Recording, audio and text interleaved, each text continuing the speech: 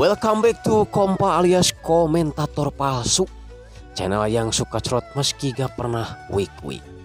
Kali ini kita akan merangkum sebuah film yang menceritakan tentang perjuangan ratusan rakyat Korea yang ingin terbebas dari penindasan yang dilakukan oleh tentara kolonial Jepang di Pulau Kashima. Namun sebelum ke alur cerita, tak lupa saya ingatkan untuk makan permen terlebih dahulu, biar seancur-ancurnya muka kalian, sepahit-pahitnya hidup kalian, tapi setidaknya mulut kalian tetap manis. Saya Andreas Baok, ini dia alur film The Battleship Island.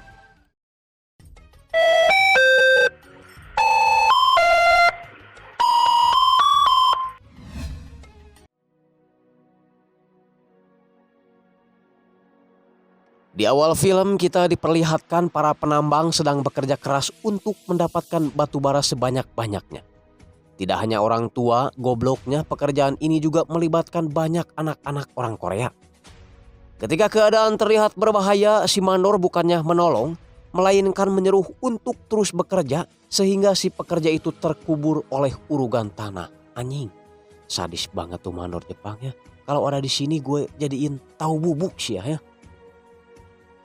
Di pertambangan ini Yoon Hak Chul adalah orang yang paling dituakan dan paling dipercaya oleh orang-orang Korea. Nah, ini bubung gelekannya Yoon Hak Chul. Karena sering diperlakukan tidak manusiawi, akhirnya tiga pemuda ini nekat untuk kabur dari pertambangan. Namun baru saja mau kabur, satu orang udah ketahuan dan langsung ditembak di tempat.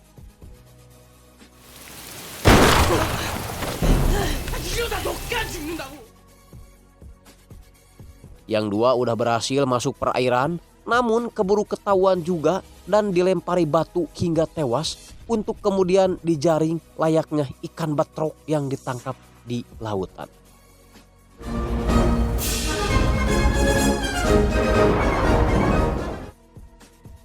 Beralih ke tempat lain di mana seorang musisi bernama Lee Gang-ok bersiap tampil untuk menghibur para orang-orang konglomerat dengan lagu andalannya yaitu Karedok Lenca. Seperti biasa, dia selalu melibatkan anaknya di setiap penampilannya.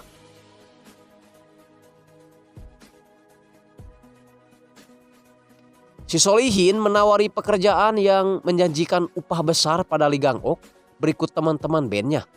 Dan Lee Gang-ok nampak tergiur sekali sehingga dia memutuskan untuk mengambil pekerjaan itu. Di perjalanan Lee Gang-ok dan calon pekerja lainnya disatukan dalam sebuah kapal yang tentu saja sangat berdesakan. Kebayang kalau pengen ya, WC-nya cuma satu yang ngantri ribuan. Ngelok deui anjing podol teh.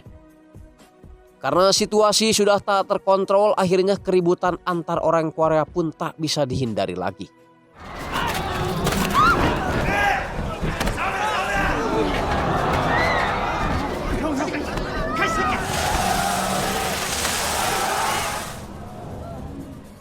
Sehingga petugas kapal pun mengancam akan menembak semua orang yang ada di sana jika masih ada keributan.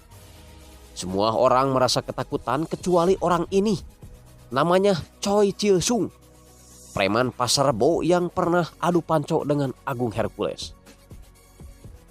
Seorang perempuan bernama Malyon memperingatkan Choi dengan mencekik babagugnya si Choi agar si Choi ikut merunduk.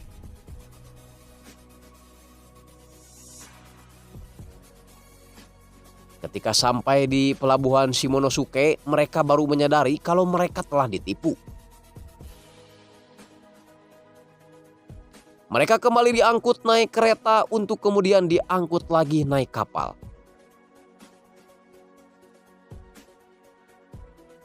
Alih-alih mendapat pekerjaan di perkotaan, mereka malah dipekerjakan di sebuah pulau terpencil bernama Kashima.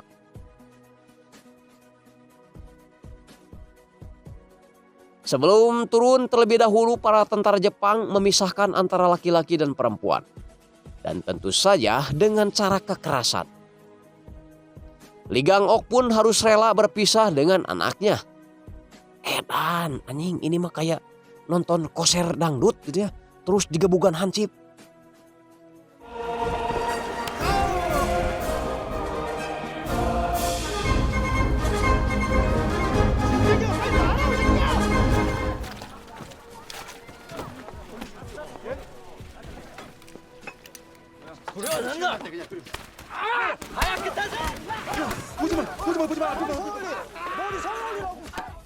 Karena memiliki keterampilan bermusik, Lee Gang-ok pun akhirnya digunakan Jepang untuk menghibur orang-orang Jepang yang ada di sana.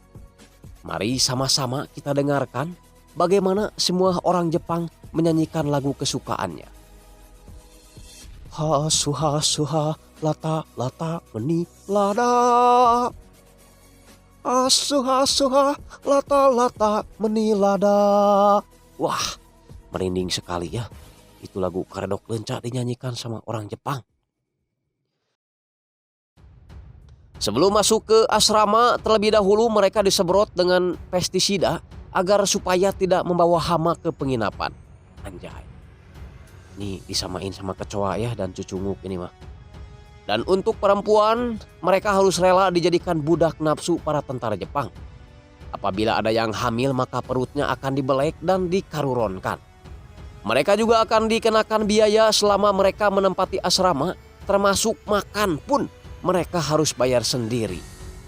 Udah harus bayar bersaing pula sama tikus dan cucunguk, aduh parah anjingnya. Selain itu, asuransi kesehatan dan uang pensiun, termasuk kursus bahasa Jepang akan mereka dapatkan hasil dari pemotongan gaji mereka sendiri. Apabila gaji per bulan mereka tidak mencukupi kebutuhan, maka tanggungan itu akan dilimpahkan ke bulan berikutnya. Alamak, kerja Rodi ini mah ya, boro-boro kaya, modar no aya mah.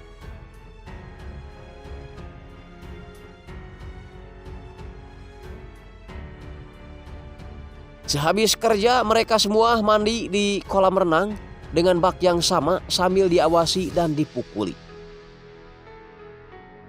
Choi yang merasa ini sudah keterlaluan meminta Lee Gang-ok untuk menerjemahkan bahasanya ke dalam bahasa Jepang bahwa dia ingin berkelahi dengan mandor asal Joseon itu. Bila dia menang, maka dia dan teman-temannya akan menjadi mandor di sini. Dan bila kalah, dia akan tetap menjadi bawahan mandor itu.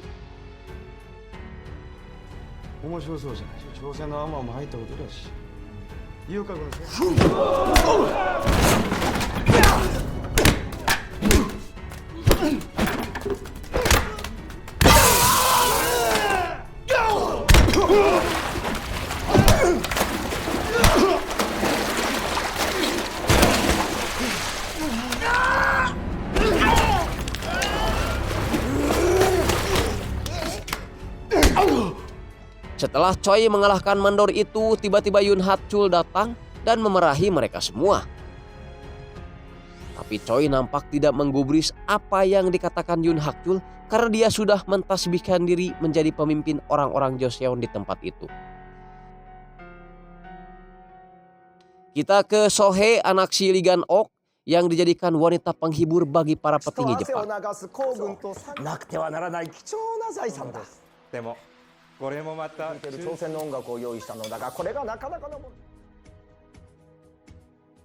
Namun ketika musik dimainkan, Sohei mengklaim bahwa lagu itu adalah lagunya dan ia adalah penyanyi aslinya.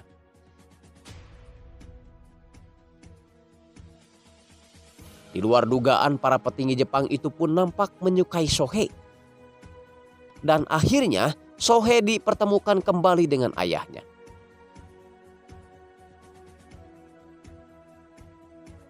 Kita ke Tiongkok dulu, di mana para militer Korea tengah membicarakan tentang Amerika yang akan meluncurkan sebuah bom ke Jepang dengan radius kehancuran mencapai 200 km per jam.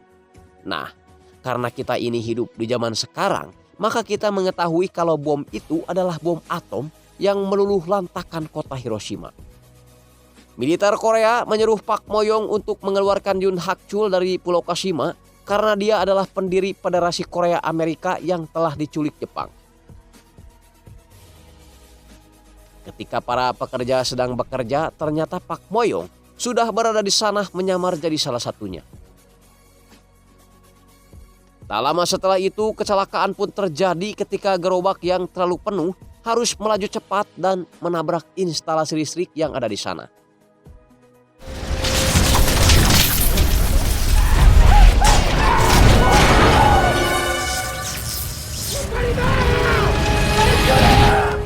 Kejadian itu membuat Direktur Jojon panik karena di dalam terowongan itu juga ada Yun Hak-chul, orang yang paling dipercaya oleh pihak Jepang.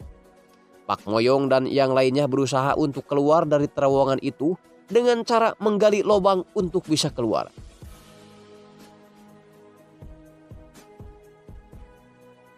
Setelah berhasil, orang-orang Joseon malah menganggap Yoon Hak-chul lah sebagai pahlawan mereka. Ketika Choi sedang minum tuak, dia melihat Malyon dipaksa untuk melayani hasrat jahanamnya orang Jepang. Jiwa laki-laki Choi muncul dan menghajar orang Jepang itu, kemudian membawa Malyon ke tempat aman. Sebagai ungkapan terima kasih, Malyon pun menawari Choi untuk ngelantut dirinya. Namun Choi menolak karena dia lebih suka bercinta dengan tante Life Boy. Anjing ngalocing atuh ya. Lee Gang-ok bertemu dengan Sohee anaknya sebelum dia bertemu dengan Direktur Jojon. Direktur Jojon menyampaikan bahwa rekannya yang bernama Ichiban ingin mengangkat Sohee sebagai anaknya setelah putri si Ichiban itu meninggal dunia karena penyakit kabuhulan. Tentu saja berita itu membuat Lee Gang-ok sedih.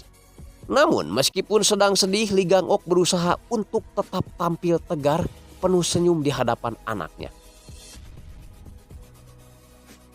Pak Moyong meminta bantuan pada Lee Gang-ok untuk mengambil kunci telegraf agar dia bisa membawa keluar Yoon Hak-chul dari tempat ini.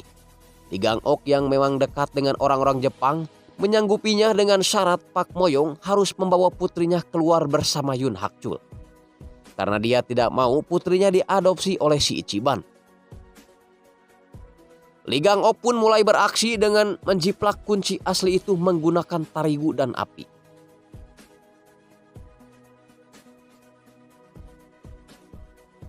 Setelah itu, dia serahkan ke tukang kunci dan terakhir sampailah ke tangan Pak Moyong. Pintar oge ya si koploknya. Singkat cerita, malam pun cedem, Pak Moyong memulai aksinya dengan masuk ke ruangan telegraf dan memberikan pesan pada tukang perahu bahwa dia dan Yoon Hak-chul siap untuk kabur. Tak hanya mengirim pesan, Pak Moyong pun rupanya penasaran dengan berangkas-berangkas yang ada di ruangan itu. Sementara itu, kapal-kapal Amerika mulai berdatangan memberikan peringatan bahwa mereka akan mengebom Jepang.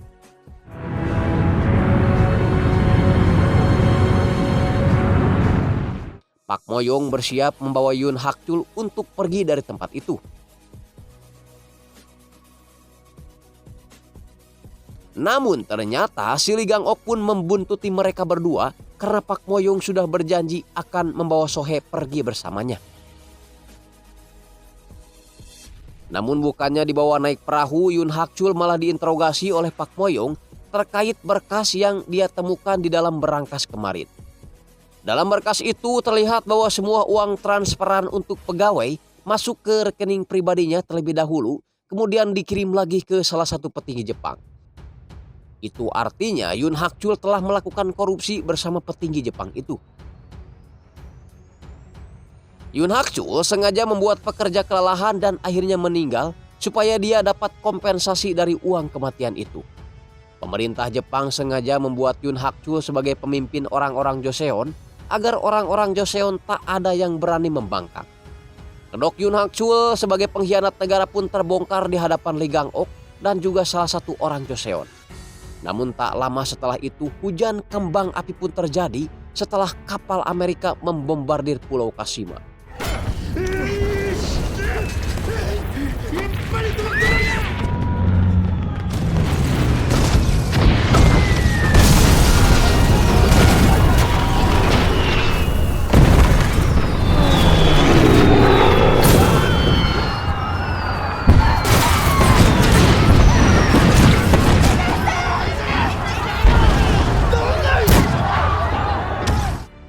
Kericuhan terjadi ketika pasukan Jepang hanya membolehkan orang-orang Jepang saja untuk berlindung di sebuah gedung, sedangkan orang-orang Korea dibiarkan terbakar di luar.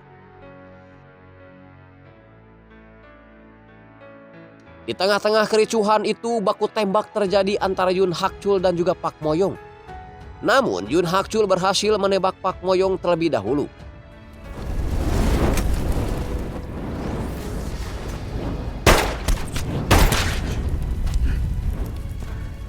Tak hanya Pak Moyong yang ditembak, orang Joseon yang sudah mengetahui isi berkas rekening itu pun ditembak sampai mati.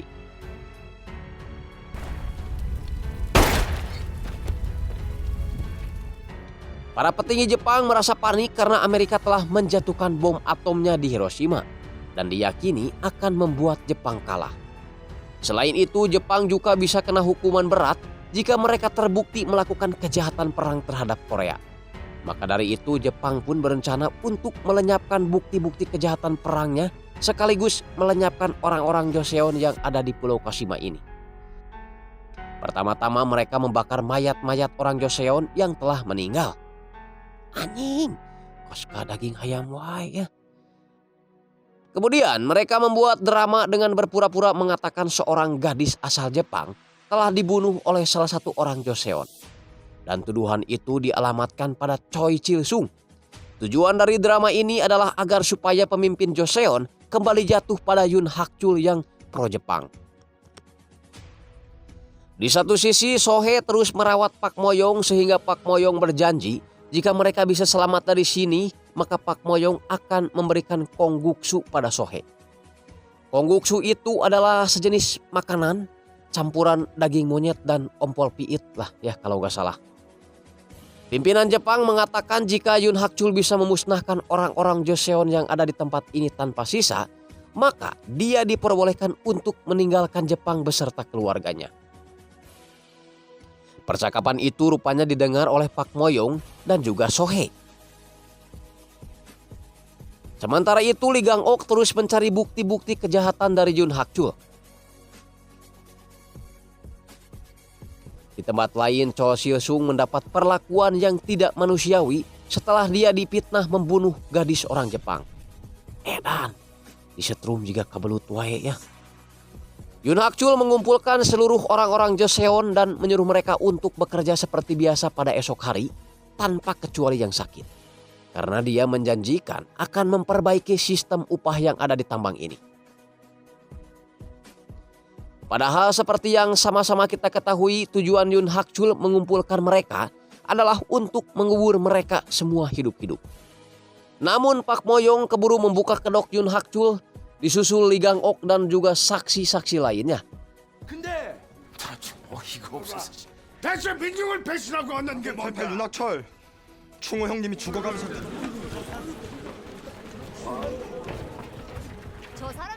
Akhirnya kericuhan kecil pun sempat terjadi dan Yoon Hak-chul diberi sedikit oleh-oleh oleh Pak Moyong. Labok.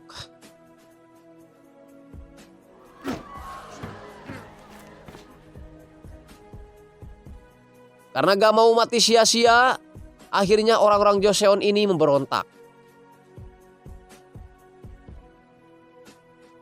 Terlebih dahulu mereka menyelamatkan pemimpin mereka yaitu Choi Chil-sung. Sedangkan Pak Moyong mengatur strategi agar bisa keluar dari pulau dan tentu saja menyiapkan senjata balasan bila terjadi peperangan.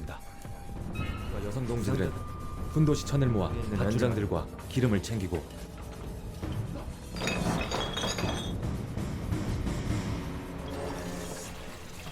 위험하다고 만지지 말라. 석탄 운반선을 운행할 인원들은 저와 함께 나가.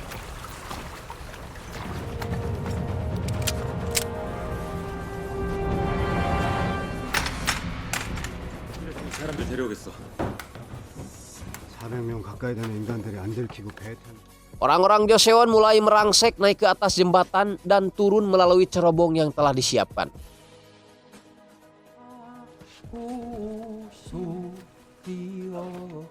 Sementara sebagian lain membakar asrama sehingga membuat para orang-orang Jepang balik menyerang dan terjadi pertempuran sengit.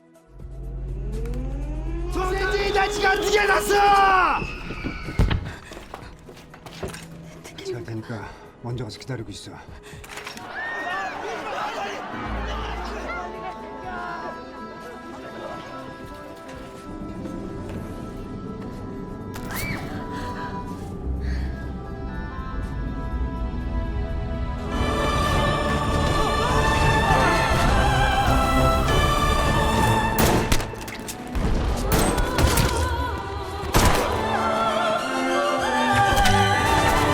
사격 좀 곧 빠져!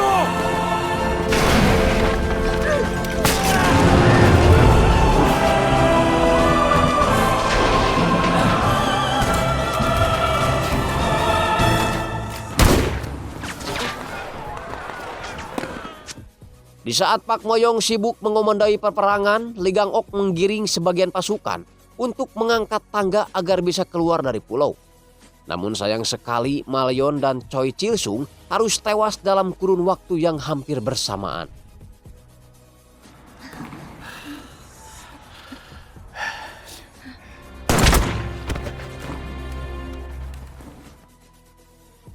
Tak hanya Maleon dan Choi, Lee Gang-ok dan Pak Moyong pun harus merasakan sakitnya terkena timah panas setelah mereka berdua berusaha melindungi Sohe.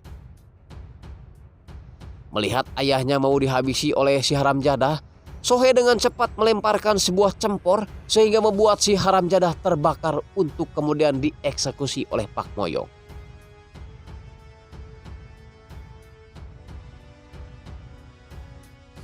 Kematian pemimpin Jepang itu pun membuat pertempuran berakhir untuk kemenangan orang-orang Joseon.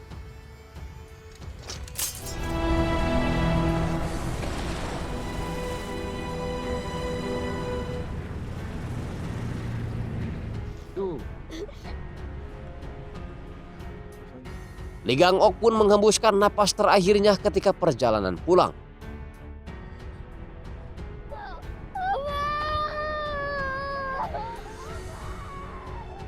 Dan film ditutup oleh meledaknya kota Nagasaki oleh bom atom Amerika Serikat. Benar-benar film yang sedikit mengingatkan kita pada perjuangan rakyat Indonesia waktu dijajah Jepang. Perempuan-perempuannya dijadikan budak pengecerot, sedangkan laki-lakinya dipaksa bekerja.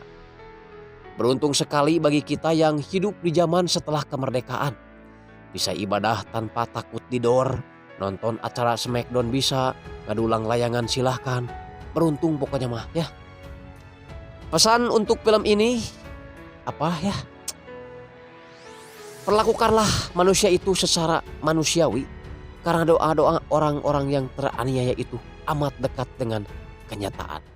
Saya Andreas Bauk pamit. Wassalamualaikum warahmatullahi wabarakatuh. Salam cerot.